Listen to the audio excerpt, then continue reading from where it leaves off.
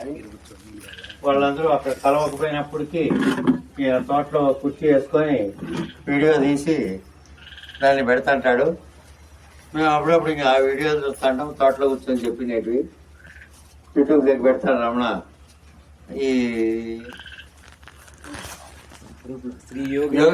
ఆ దారిలో అందరూ నడచాలని చెప్పి కొన్ని ఉదాహరణలు వాళ్ళ గురువు గారివన్నీ వాళ్ళ గురువు గారివే కాదు, మన కందార్థాల్లో దానితో గోపియార్లు శ్రీకాళహస్తి వారు గరిక వెంకట సుబ్బయ్య గారి శిష్యులు వీళ్ళు వారిని ప్రసంగించవలసిందిగా కోరుతున్నాను.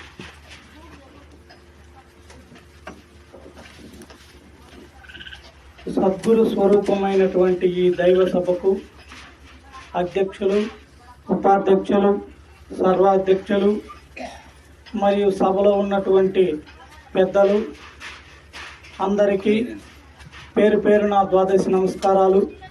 మా గురువుగారు నిర్మలానంద గరిక వెంకట సుబ్బయ్య స్వామి శ్రీకాళహస్తి వారికి ద్వాదశి ప్రణామాలు.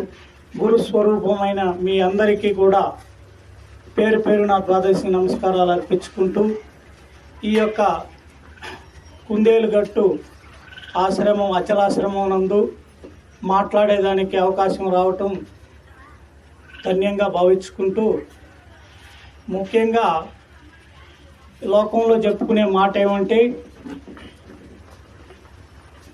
గురువే సర్వలోకానాం భిషజే భవరోగినాం నిదయే సర్వ విద్యానాం శ్రీ దక్షిణామూర్తి పరబ్రహ్మణే నమః అంటారు. అంటే దక్షిణామూర్తి స్వామి అంటే ఈశ్వరుడికి ప్రతిరూపం అనేసి, ఆయన యొక్క బ్రహ్మ విష్ణు మహేశ్వరులకి అతీతమైన భావం ఈ యొక్క పూర్ణ భావం గురుభావం. అయితే ఈశ్వరుడికి ప్రత్యేకమైన స్థానం ఉంది. ఎందుకంటే బ్రహ్మ అనే బ్రహ్మతో మనం పుట్టాము, విష్ణు అనే మహాత్ముల వల్ల మనం ఈ యొక్క బోధలో పోషించబడుతున్నాము. అయితే ఆ యొక్క దక్షిణామూర్తి పరబ్రహ్మం అయితే ఆ ఈశ్వరుడు, ఆ మహనీయుడు, ఆ మహనీయత్వం వల్లనే మనం లయం కాబడతాం. ఇతర జీవులకు మనకు ఉండే తేడా ఏంటంటే, మామూలుగా ఇతర జీవులు ఆహారం తీసుకోవటం, విశ్రాంతి తీసుకోవటం, మళ్ళీ ఆహారం తీసుకోవటం, విశ్రాంతి తీసుకోవటం, ఒక రోజుకి తను చాలించటం. అయితే ఈ మానవులకు ఉన్న ప్రత్యేకత ఏమిటంటే, ఈ శరీరంలోకి మనం ఎట్లొచ్చినాము, ఏ విధంగా మనకి ఈ శరీరం వచ్చింది, ఏ విధంగా మనకు జాగ్రత్త అవస్థ, స్వప్నావస్థ, తురియ అవస్థ, సుషుప్తావస్థ, సుషుప్తావస్థ వరకు ఈ మూడు అవస్థలు, జాగ్రత్త, స్వప్నము, సుషుప్తి, ఈ మూడు అవస్థలు అందరికీ అనుభవమే. ఎందుకంటే సుషుప్తి చెందినప్పుడే మనకు కళ్ళు వస్తాయి కాబట్టి. అందుకే పెద్దలు ఆ యొక్క ఈశ్వరాంశ అయినటువంటి మహనీయులు దక్షిణామూర్తి పరబ్రహ్మ ఏం చెప్పారంటే, నాయనా నువ్వు అసలు కలలో దోచిన శరీరం ఎలాగో అలాగే అని మనకు వివరం చెప్పారు. ప్రతి ఒక్క మానవుడికి కళ అంటే తెలుసు. ఎందుకంటే వాళ్ళ అనుభవమైన వాక్యం కాబట్టి అది మూలం లేకనే వస్తుంది. నువ్వు అంతా నడుచుకున్నట్టు, వ్యవహారం చేసినట్టు, మొత్తం అప్పటి వరకు జరిగినట్లుగా నీకు స్వప్నం కనేటప్పుడు అది నిజంగా భావించుకుంటావు. అప్పటి వరకు జరిగిందంతా కూడా నిజమనుకొనే మెలకు వచ్చే వరకు అది నిజమనుకొని అనుకుంటావు. అయితే నిద్ర ఎప్పుడు వస్తుందో నీకే తెలియదు, మెలకు ఎప్పుడు వస్తుందో కూడా నీకే తెలియదు. దాంట్లోనే చెప్పినారు గురుబోధ. బయట చెప్తే, దూరంగా చెప్తే అది వేదాంత సిద్ధాంతం కాదు. శరీర తత్వంలో ఈ తత్వం ఎట్లొచ్చింది, దీని వివరం ఏంది అని ఈ తత్వం గురించి చెప్పేదాన్నే వేదాంత విచారణ అంటారు. అటువంటి వేదాంతంలో ఆ మహనీయుడు కళగా పోల్చినాడు. కళ అనేది అందరికీ స్వానుభవం కాబట్టి. ఆయన లయకారకుడు అంటే నిన్ను లేకుండా చేసేది. అయ్యా నేను జాగ్రత్త అవస్థలో ఇంత కార్యక్రమాలు చేస్తూ, ఇంత వ్యవహారాలు చేస్తూ నేను ఎందుకు లేకుండా పోవాలి, నేను ఎట్లా లేను అన్నప్పుడు గురువు చెప్తారు ఏమని, నువ్వు స్వప్న దృష్టాంతాన్ని తీసుకుని అప్పటి వరకు నువ్వు స్వప్నాన్ని కన్నావయ్యా, నువ్వు మేల్కొన్నప్పుడు నువ్వు లేవు, లేకుండా ఆ స్వప్నం మొత్తం గుర్తున్నట్టే, మొత్తం తెలుసుకున్నట్టే ఉంటుంది. కొంతసేపటికి నువ్వు మరుపు వస్తుంది. ఈ ఎరుక కూడా అట్లాంటిదే నాయనా, ఇది మరుపు తెరపలతో కూడా వచ్చింది. కాబట్టి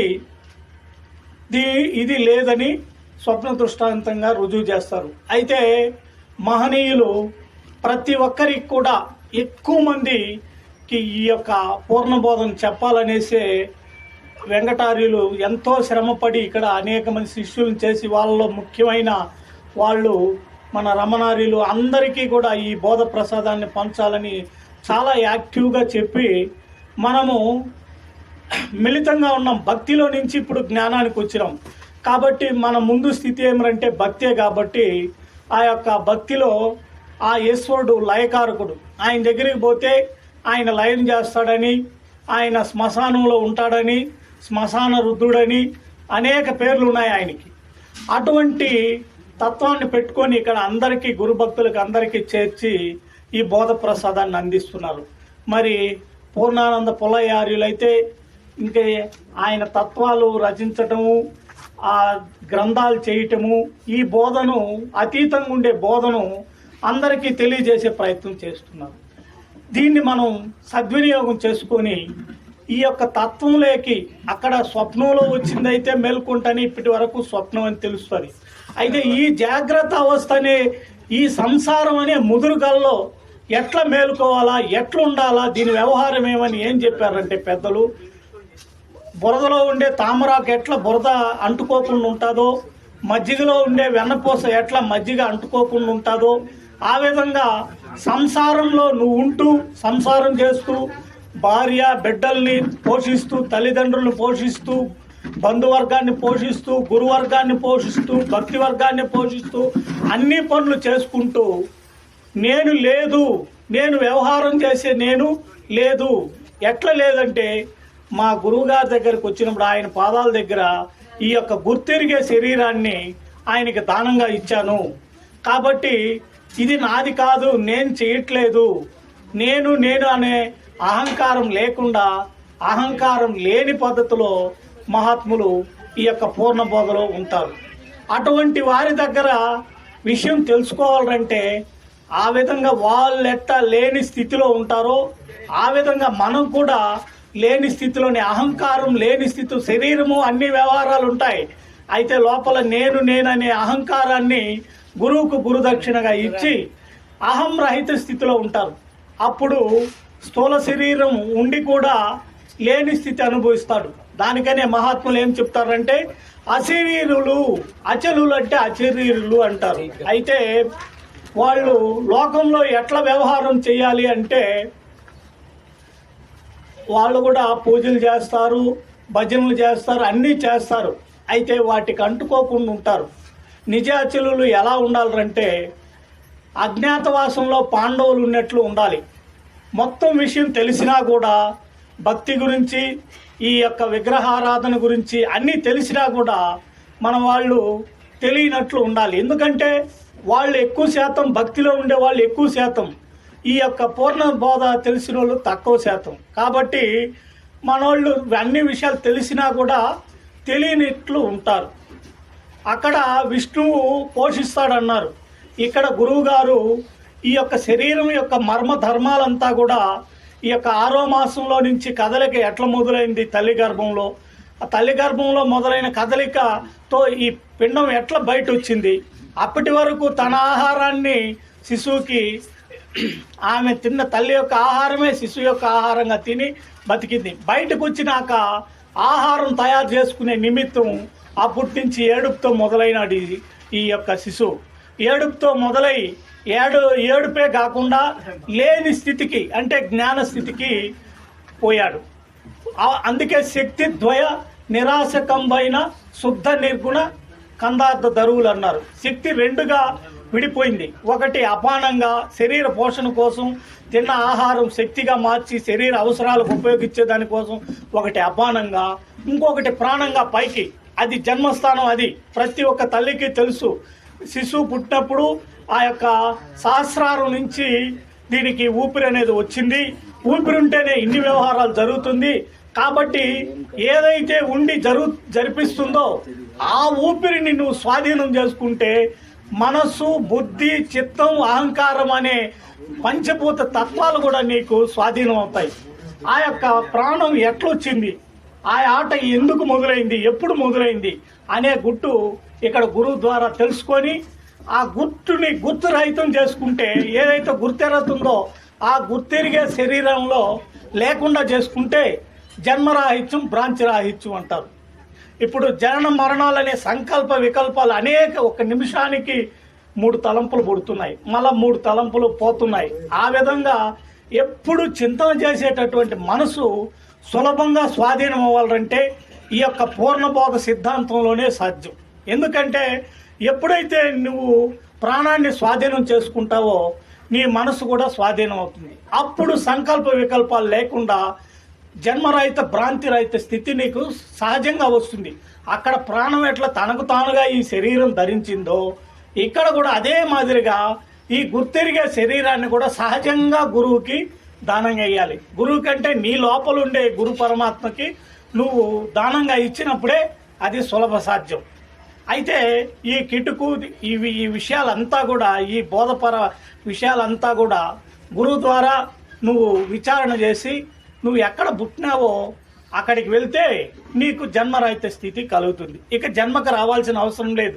ఈ విధంగా శరీరం ఎత్తి గర్భనరకం అనుభవించి ఇక్కడ మాయా లోకంలో జీవించి ఇక బాధలు పడాల్సిన అవసరం లేకుండా జన్మరహిత స్థితి భ్రాంతిరహిత స్థితి వస్తుంది. అటువంటి స్థితి నిజ గురువు దగ్గరనే సాధ్యం, కానీ బయట ఎక్కడా కూడా దొరకదు అని చెప్పి గురువులు చెప్తున్నారు. అయితే ఈ రహస్యం ఏంది, దీని కథ ఏంది? అక్కడ అవాన్మానసమైన గోచరమైనటువంటి స్థితిలో నీ కదలిక మొదలైంది 6వ మాసంలో. అప్పుడు నువ్వు ఎట్లా కదిలినావు, ఎట్లా ప్రాణం తీసుకున్నావు, ఎట్లా నువ్వు విషయాన్ని సంగ్రహించినావు అనే సంగతిని నువ్వు గుర్తించలేవు. కానీ ఇక్కడ గురువు దగ్గర ఆ చదువుని, తల్లి దగ్గర నేర్చుకున్న చదువుని ఇప్పుడు గురువు గారు నీకు నేర్పించిన ఆయన నువ్వు మూలం లేకనే వచ్చినావు, నువ్వు లేకనే వ్యవహారం చేస్తున్నావు, నువ్వు నీ లోపల ఉండే గురువుకు నువ్వు దానం అయినావంటే, నువ్వు ఆయనలో కలుసుకున్నావంటే నువ్వు లేని స్థితి పొందుతావు నాయన. అయస్కాంతంతో ఇనప మొక్క సావాసం చేసిందంటే శిష్యుడిగా ఉండే ఇనప మొక్క గురువు అయస్కాంతం అందరిని ఆకర్షిస్తాడు. ఎందుకంటే గురువే సర్వలోకానం బిషజే భవరోగినం. ఈ చావు పుట్టుకలనే రోగాన్ని పోగొట్టే మహనీయుడు కాబట్టి ఆ రోగాన్ని నువ్వు పోగొట్టుకోవాలంటే ఆయన సావాసం చేస్తే, సావాసానికి రానాయన అని ఇవాళ దాకా కూడా మనం పూజలు చేసుకున్నాం. ఏ సావాసం? గురు సావాసం. ఆ సావాసం చేస్తే నువ్వు లేని స్థితి అంటే సహజంగా నువ్వు ఎట్లొచ్చినావో ఆ విధంగా సహజంగా లేకుండా పోతావు. దీనికి ఎటువంటి సాధనలు అవసరం లేదు అని ఆ వచ్చినదో తెలుసుకొని గురువును మరవకుండా గురుసేవ చేసేదే మన భాగ్యం. ఈరోజు ఆ వెంకటార్యుల జన్మదినం సందర్భంగా, వెంకటాచలార్యుల జన్మదిన సందర్భంగా మనకందరికీ గురు ప్రసాదం ఇచ్చారు. ఈ ప్రసాదానికి సద్వినియోగం చేసుకొని ఆ యొక్క జన్మకు రాని స్థితిని, జన్మరాహిత్య స్థితిని మనం తెలుసుకొని ఇక లేకుండా చేసుకోవాలి. దానికోసమే పెద్దలు అనేక కార్యక్రమాలు, ఈ సంతర్పణలు ఇవన్నీ కూడా దేనికోసం చేస్తున్నారంటే ఆ యొక్క పరబ్రహ్మతత్వం నుంచి, పరతత్వం నుంచి ఆత్మగా మనం వచ్చాం. ఆత్మ నుంచి మళ్ళా పరమాత్మ అవుతాం. మనమే పరమాత్మ నుంచి విడిపడి మనలోనే గురువే సర్వలోకానం అన్నారు. అన్ని లోకాల్లో ఉండేది గురువే. మన్నాథ శ్రీ జగన్నాథ, మద్గురు శ్రీ జగద్గురు, మమాత్మ సర్వభూతాత్మ. దీంట్లో ఏ తత్వం అయితే ఉందో అందరిలో కూడా అదే తత్వం ఉంది. అక్కడ వేరు ఇక్కడ వేరు కాకుండా సమబుద్ధితో, సమరస బుద్ధితో మనం గురుసేవ చేస్తేనే ఇది సాధ్యము. మరి ఇంకా అనేక మంది పెద్దలు ఉన్నారు. మరి అధ్యక్షుల వారి కోరిక మేరకు మీరు జన్మరహితం భ్రాంతిరహితం అవ్వాలని కోరుకుంటూ నాకు ఇచ్చిన అవకాశానికి అధ్యక్షుల వారికి మరియు మన రమణార్యులకి అందరికీ పేరు పేరున ద్వాదశి నమస్కారాలు అర్పించుకుంటూ విరమించుకుంటున్నాను. జై సద్గురు మహారాజుకి. శ్రీ అసల పరిపూర్ణ గోపి ఆర్యులు ప్రతి కార్యక్రమం ఎక్కడున్నా కూడా హాజరవుతారు. ఇది ఒక సంతర్పణ జరిగినట్లు అందరం మనం పోతున్నాం. పోయేదానికి కారణం ఏమిటి? ఆ కారణమే అతి ముఖ్యమైనది. మనం పోయి ఆడ కలవడం అంటే మన దాని లక్ష్యము. రాహిత్యం